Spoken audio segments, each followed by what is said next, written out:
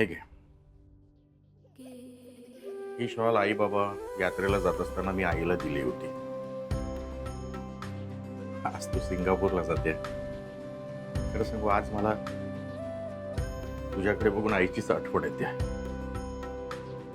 तू अथर्वलाच नाही तर आपल्या मोठ्या मुलालाही सोडून जातेस.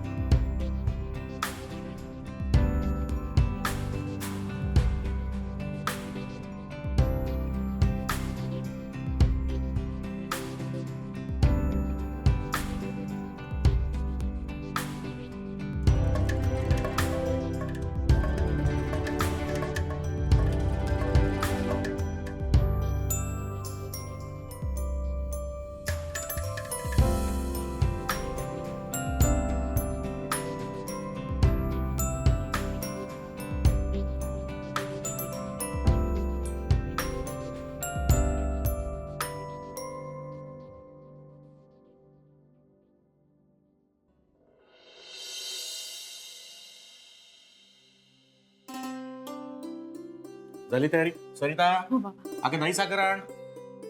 बाबा नमस्कार करते. हा, अरे सुखीरा, प्रवास सुखाचा हो. सगळं व्यवस्थित नीट घेतलंय ना? काय विसरली नाहीस ना? नाही नाही आई नमस्कार करते. पासपोर्ट घेतलास? हो घेतला. हा, आता एक लक्षात ठेवायचं, तिथे पोहोचल्याबरोबर आम्हाला फोन करायचा आणि न चुकता दररोज एकदा तरी फोन करायचा. हो. कळलं? हो. दुकानाची काळजी करू नको, ते मी बघतो आणि घरचं अथर्वचं आम्ही दोघे बघतो. गुरुनाथ भेटल्या आधी इथे कळव बरं. हो आई. एकदा अथर्वला धाव दे ना, झोपल्या ना आता. उठला तो उगीच रडारड करेल ना. धाव दे. आई धाव दे. ते आले नाहीत अजून. उशीर आलो. आले आले. आवरलं का तुझं? हो आवडली. चला निघायचं. निघूया. बरं ऐक, अथर्वच्या शाळेचं टेन्शन घ्यायचं नाही, मी बघेन सगळं. तू तिकडे जातेस, मस्त एन्जॉय कर. मला खात्री वहिनी छान रमतील तिथे. आणि तुम्ही कोणीही माझी काळजी करू नका. ते केसरीचे लोक आहेत ना माझ्या बरोबर. चला निघायचं. चला इथे चला उशीर करण्यापेक्षा हो. तिथे आपण उशीर लवकर होतोय. पोहोचूया. हळू हळू जड आहे, हा बाबा. दे मध्ये. द्या बाबा. बर.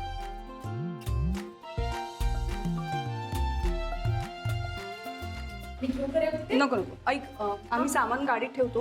बरं. तुझं झालं की ये खाली. हो चालेल. बाबा हा. निघते. आई ते अथर्वची. चला.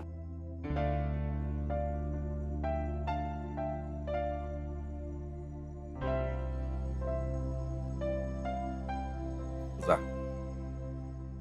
भेटून घे सगळ्यांना.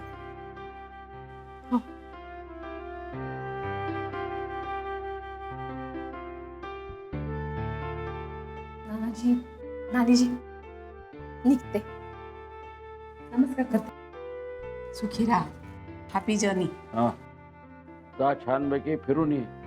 हो. नानीजी अगं चिवडा लाडू आहे, जास्त काही नाही दिला. कशाला इतकं करत बसलात तुम्ही? अगं असू दे, असावा जवळ थोडा.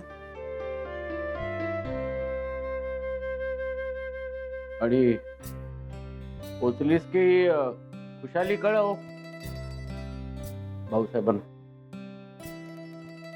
हो येते. मी नीट राहा. हा,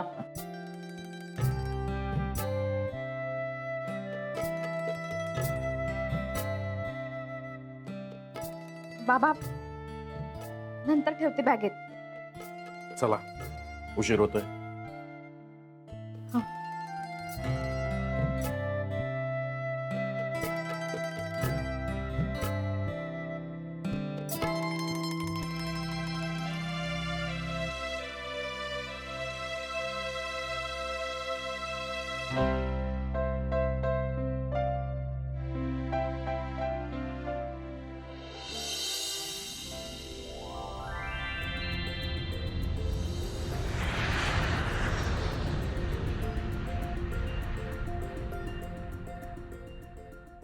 आई बाई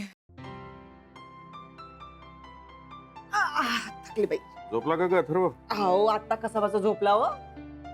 का? सवय नाही ना, राधिकाची सवय त्याला, नाही आली झोप त्याला. असं काही नाही ग, तुझ्याजवळ पण झोपतोच ना तो. तेव्हाची गोष्ट वेगळी, आजची गोष्ट वेगळी. आज माहिती आहे ना पोट्ट्याला, आपली आई आपल्याला सोडून बाहेर फिरायला गेली. मुलांचं मन असतं ग, किती वरवर ते ठीक दिसले ना तरी त्यांच्या मनात विचारांचं वादळ सुरूच असतं. अहो ना हो, याच वयात तर सांभाळायला लागते पोरांना. आपला गुरु नाही, लहान असताना सारखी मीच लागायची त्याला. पार मागल्या दारातून आवाज दिला ना तरी जीव भांड्यात पडायचा पोट्ट्याचा. आणि मी घरात नसली म्हणजे आई बाई कुठे गेली आई, केव्हा येणार आई, सारखं आपलं आई आई आई लागतेच आई त्या वयात. आपला अथर्व तसा गुणी आहे नी, त्रास घेत नाही काही त्यात. अजिबात नाही, खरंच ग. इतर मुलं कशी डांबरट असतात, पण आपला अथर्व तसं नाही. हो ना. खरं सांगू का, अथर्वकडे बघितलं ना की मला गुरुचं लहानपण आठवतं. अगदी तसाच दिसायचा, तसाच हट्ट करायचा, सगळ्या सवयी आवडी निवडी गुरु सारख्याच आहे त्याच्या.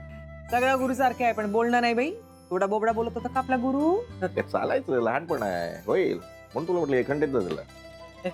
दे तोंडातच घालीन द्या.